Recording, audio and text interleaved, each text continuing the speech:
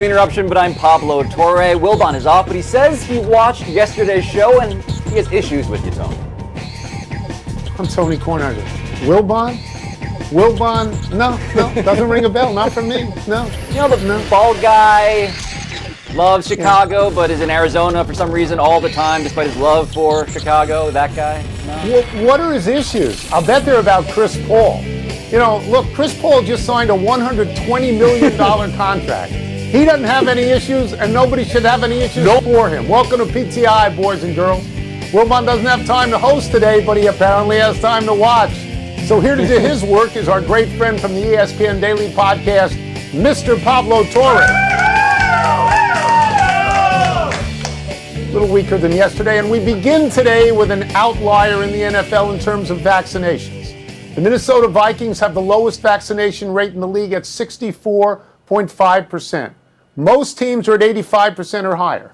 The Vikings have now lost quarterback Kellen Mond to COVID and have also lost quarterbacks Kirk Cousins and Nate Stanley because of close contact.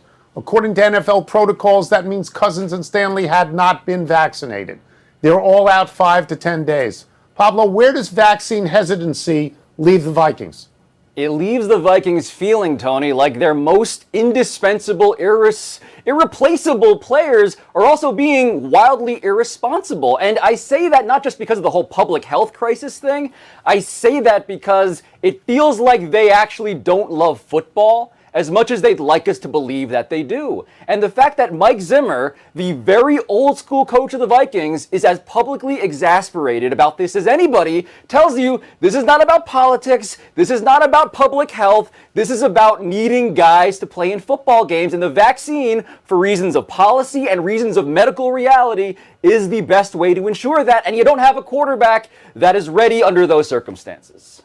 Yeah, I don't think it hurts them right now because this is training camp and they're going to get over this. I think it would hurt if it was later in the season. We saw this last year with Denver where they lost all their quarterbacks and they had to start some guy who hadn't been a quarterback in 4 or 5 years and they lost the game convincingly.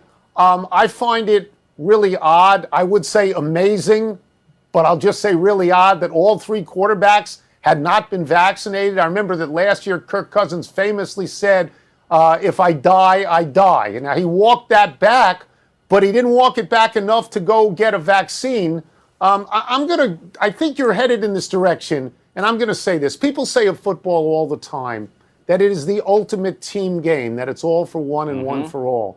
Well, it's not if a healthy, or I shouldn't even say the word healthy, if a large percentage of your team does not get vaccinated. If the overwhelming majority does, and it's all for one, then the people who don't should be getting vaccinated. I think the NFL, Pablo, has tried very hard to influence the players to get vaccinated. And what you could see on a team with this lower percentage of vaccinations is that another position group could go out the same way during the season.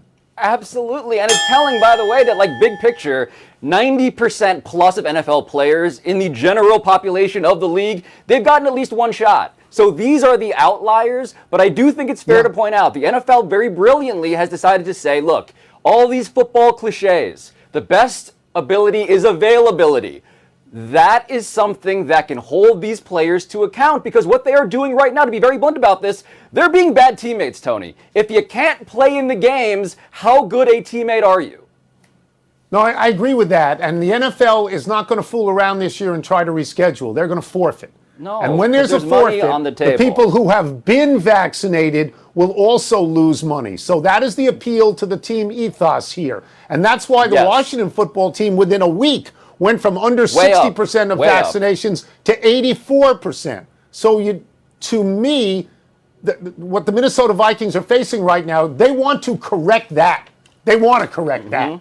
So they have to. And there is also, all that money that's at stake as well, which the league cares a lot about. But elsewhere, Tony, Philip Rivers is retired from the NFL, but that is just for now, because the 39-year-old tells the LA Times that he is staying in shape in case a team calls him for a late season stint. And he said this, quote, "I'm not predicting I will play in December or January. 1, you've got to have somebody who wants you. And 2, it's got to be ruled that out," end quote. So, Tony, when Philip Rivers is saying stuff like that, what do you hear it? What am I hearing? I'm hearing that Philip Rivers is going to play for the Colts if they ask him. I'm hearing that Phillip Rivers, if he gets a call from Frank Reich, will put on a helmet. And I'm hearing something else. I'm hearing people all around the country say the following sentence. Tony, didn't you say this to Wilbon on Monday, that the Colts ought to call Phillip Rivers? And indeed I did. And Phillip Rivers makes more sense than anybody, including Nick Foles, for this reason. He quarterbacked this team last year. He started all 16 games, and they went 11-5, and they made the playoffs. So he's the number one choice to me. He is. And by the way, the NFL is ridiculously bad at finding and developing enough quarterbacks to go around. Like, the fact that Phillip Rivers is in demand, despite the fact that he's coaching in high school, would be shocking to me if there wasn't someone like Josh McCown a couple of years ago who was also coaching high school and got summoned to the Eagles to join their roster, because finding quarterbacks who know offenses, you can just plug them right in, is really, really hard, Tony. So the fact that Phil Rivers is contemplating this, on top of the 9 kids he has that he's spending all of his time with now, I imagine for many reasons this is quite likely, actually. So I'd like to ask a question here. Who exactly is running the Indianapolis Colts who would put that team in a position where you have Carson Wentz as your number one guy and you don't have any backup you can trust? You have one rookie, you have 2 guys who've never taken a snap, and you have Hundley who's taken snaps and nobody wants him to take a snap. Because it's not like Carson Wentz has sailed through physically well every single season that he's played. Pablo, he has spent more time with doctors than you, and both your parents are doctors. So I don't understand how this works. That's right. No. Look, the GM of the Colts, Chris Ballard, like, there's part of me that thought when I first heard this, maybe actually this is part of a brilliant ploy by him, because, you know, if Carson Wentz plays enough games and plays well enough, they got to give up a first rounder instead of a second rounder because of that trade. But guess what? They're not going to do that now, and there is unfortunately no way for me to spin that more convincingly, because you're right. They got no other options available. Brett Hundley would be the guy. Let me go one step further. The other thing that I wonder about is the prognosis, where they say it's between 5 and 12 weeks. That's an enormous spread. That's between 1 month and 3 months. Modern science ought to be better than that. Because let me ask you this. I assume that this bone he broke is one of the original 206 bones, not some other bones that they don't have tape on, that they don't know how would we solve this. And we move on. Remember Kemba Walker? The Celtics could not wait to get rid of him. They traded him to Oklahoma City for Al Horford. Now Oklahoma City doesn't want anything to do with Walker. They are paying off some portion of 2 years and $74 million to never see Walker again. And Walker will reportedly take their money and sign with the Knicks. Pablo, you grew up a Knicks fan. Does this excite you? It did, and then it didn't. It excited me because, of course, Kemba Walker's from Soundview. He's from the Bronx. Tony played at Rice in Harlem. He's a New York City kid. I get all that. I felt it. But then I remembered the last time I was really, really excited for a New York City point guard, a guy that I wanted on the Knicks purely by virtue of that biographical fact. And that was, say with me, Stephon Marbury. So for me, there is some PTSD with the idea that finally a homecoming with a guy I want because of the geography of all of it. And then I remember, right, it's the Knicks, and these things don't tend to go very well. Can I just go to Oklahoma City for a second? Because Oklahoma City, they did not make the playoffs last year. I want to get these numbers right. They were 22-50, which in a word stinks. Okay, Kemba Walker may not have been what Boston wanted, but Kemba Walker last year when he played averaged 19 points a game and 5 assists a game. And he did that in the NBA. He didn't do that in France. Okay, he did that in the NBA. Oklahoma City, they're paying him a bunch to go away. They're playing kids. Let me get some names right. Lou Dort, Theo Maledon, Darius Baisley. That's their future. That and 3,000 number 1 draft picks. You know, to me, Oklahoma City smells like a team that's 2 years away from being 3 years away. They're a long way away. So what do they can't use Kemba Walker, really? Really? Well, Tony, you're right that there are currently 8-year-olds wandering the planet that may have been drafted by the Oklahoma City Thunder already. That's right. Where we are with all of these timelines. But the thing with Kemba Walker and why they can't really use him, I think it's because they watched Kemba Walker up close last year and they realized this was one of the worst seasons of this guy's professional career. The lowest assist rate, the fewest games played, 42 or 43, because he's injury prone. I think he is an upgrade for the Knicks in the collective sense. I think this Knicks team, Tony, is better than it will be or was last year. But look, Kemba Walker is not going to make Julius Randle any better as far as I can tell. And that to me is the tentpole question of that entire franchise. I'm going to go back to what you were saying before about a New York City point guard. And Rice High School, which produced Felipe Lopez and Dean Meminger and Charlie Yelverton. You know, I remember Kemba Walker in that building, in the Garden, when he played for UConn, when he played the Big East tournament. Legend. And he was terrific. And I will say this, Tom Thibodeau, if you're willing to play, he'll play you. He'll play you 100 minutes in a 48-minute game. If you have knees, he will play you. Yes. Absolutely. He'll do that. Let's take a break. Coming up, will Carmelo win a ring before Chris Paul? And will Team USA beat Team Australia when those two teams meet after midnight? I assume when they write this book together, they talk about will Chris Paul win a ring before Carmelo Anthony. I assume that's at least 2 chapters. I assume. Yeah, I would think so too. Also, shout out to my parents. I apologize for disappointing you more than the Carson Wentz thing has disappointed the Colts.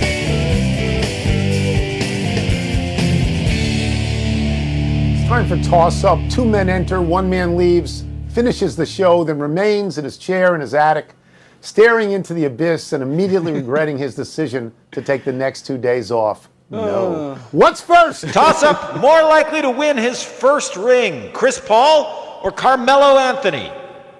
Well, Wilbon would immediately say Chris Paul, and I got to be fair. Only an idiot wouldn't say Chris Paul. Chris Paul made Phoenix a really good team. Chris Paul had Phoenix up 2-0 in the NBA Finals this year, and on the way, I believe they eliminated the Lakers. The Lakers are ridiculously old at this point. They all get AARP discounts at this point.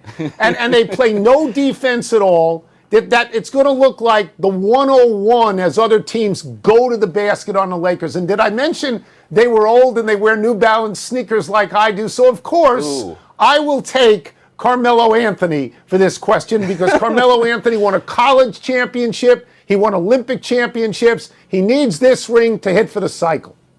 I have never heard someone more circuitously call themselves an idiot than you just did just then. I am impressed on several levels, but here's why I disagree with you beyond the obvious. I disagree with you, Tony, because the question did not specify time frame, right? Carmelo Anthony might win a title this year, more likely to do that than Chris Paul, because the Lakers, I think, will be in the NBA Finals more likely than the Suns.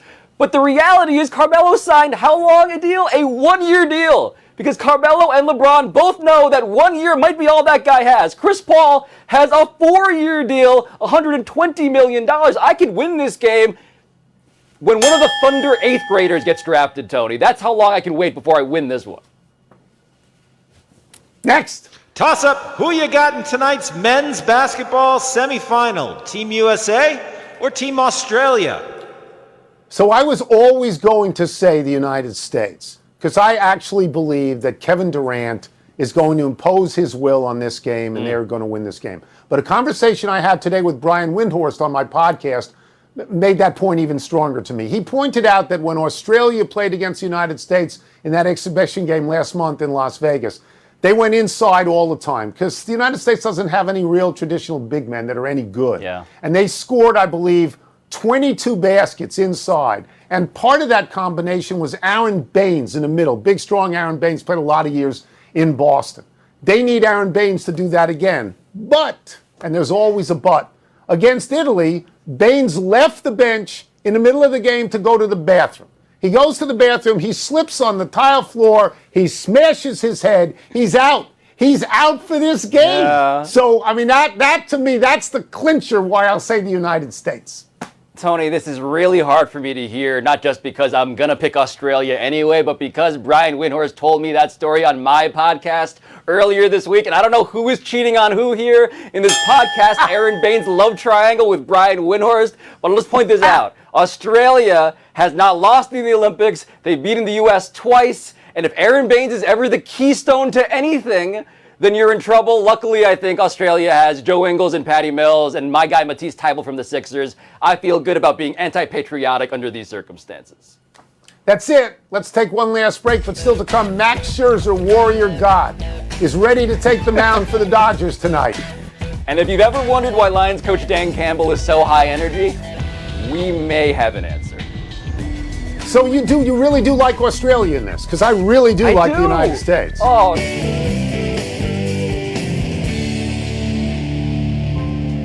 Happy time, people. Happy 72nd birthday, John Riggins, the Hall of Fame running back for the Washington football team and the owner of the single greatest moment in franchise history, the 43-yard, 4th-and-1 touchdown run that won Super Bowl 17 over Miami. Riggins was the Kansas High School sprint champion and an All-American at KU. He was the first-round pick of the New York Jets in 1971 and left for Washington in 1976 as a free agent. After a salary dispute in 1980, Riggins sat out the entire season, only to return the next year saying, and I'm quoting, "I'm bored, I'm broke, and I'm back." He gained notoriety at a big Washington dinner in 1985 when he told his table-mate, Supreme Court Justice Sandra Day O'Connor, and again I'm quoting, "Loosen up, Sandy baby, you're too tight," then promptly fell asleep on the floor. On a personal note, I love John Riggins. He's smart, he's funny, he dances to his own steps. Wilbon and I used to host a charity golf tournament in Washington, and Riggins drove the beer cart for us. Yeah, this might be a terrible use of a time machine if I gain access to one, Tony, but I want to go to that golf tournament and I want to go to that dinner because apparently, I was looking this up earlier, he didn't just fall asleep like on the floor, he fell asleep for 45 minutes and then snored through a speech, I believe, by President George Bush, so a legend, a legend, Riggo. Yes, Riggo is tremendous. Happy anniversary, Joel Youngblood. On this day 39 years ago, the utility man and career 265 hitter became the only player in Major League history to play for and get hits for two different teams in two different cities on the same day. Playing center field for the Mets, Youngblood drove in 2 runs in a day game at Wrigley. Then in mid-game, he found out he'd been traded to the Expos, who were playing that night in Philadelphia. Youngblood left Wrigley to go to O'Hare, doubled back because he forgot his glove at the ballpark, but made the 6:05 flight to Philadelphia. That night at the Vet, Youngblood got a single from Montreal. Youngblood played 14 seasons for 5 different teams. He was an all-star once, but he never did anything this historic. And by the way, the pitchers Youngblood got those hits off were future Hall of Famers Ferguson Jenkins and Steve Carlton.